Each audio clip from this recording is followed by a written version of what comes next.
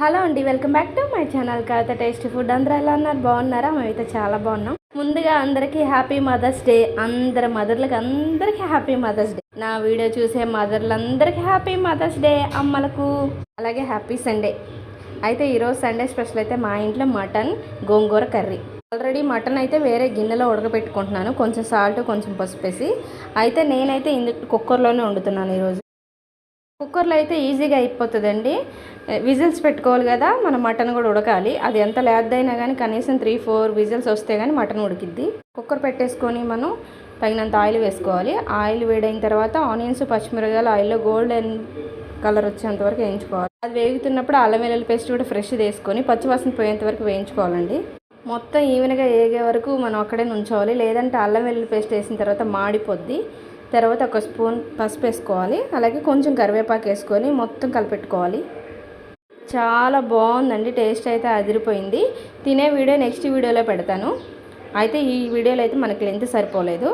అయితే మొత్తం ఈవెన్గా కలుపుకున్న తర్వాత మనం ఆల్రెడీ మటన్ ఉడుకుతుంది కాబట్టి 2 లవంగాలు, 2 యాలక్కాయలు, 1 దాల్చిన చెక్క, కొంచెం బిర్యానీ ఆకు వేసుకొని మసాలా మొత్తం కలుపుకోవాలన్నమాట. ఎందుకంటే ఇది కొంచెం నేను గరం మసాలా అయితే నాకు ఆడలేదు, అందుకని ఇది వేసాను అనమాట. అది వేగిపోయిన తర్వాత మనం ఉడకబెట్టుకున్న మటన్ అంతా యాడ్ చేసుకోవాలి. ఇందులోని మొత్తం ఫ్రై చేసుకోవాలండి. ఆయిల్లో ఫ్రై అయితేనే ఏ కర్రీ అయినా చాలా బాగుంటుంది. మటనే కాదు ఏదైనా సరే నీసు అనేది కొంచెం ఆయిల్లో ఫ్రై అయితేనే అదనేది బాగుంటుంది అనమాట.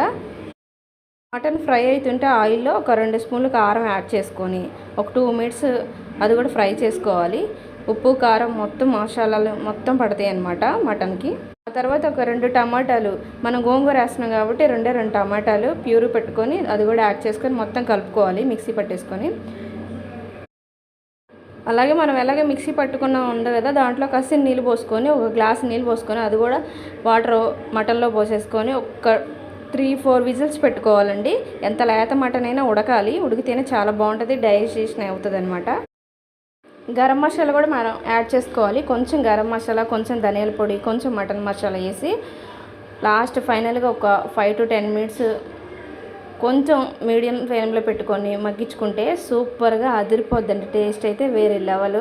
అయితే నేను ఫుల్ ప్రాసెస్ పెడదాం అనుకున్నాను, మనకి వచ్చేది షార్ట్ వీడియో 3 మినిట్సే కాబట్టి అస్సలు సరిపోలేదు. అయినా అప్పటికీ కట్ చేసి పెట్టాను అనమాట. ఏదైనా మిస్టేక్ వస్తే సారీ అండి.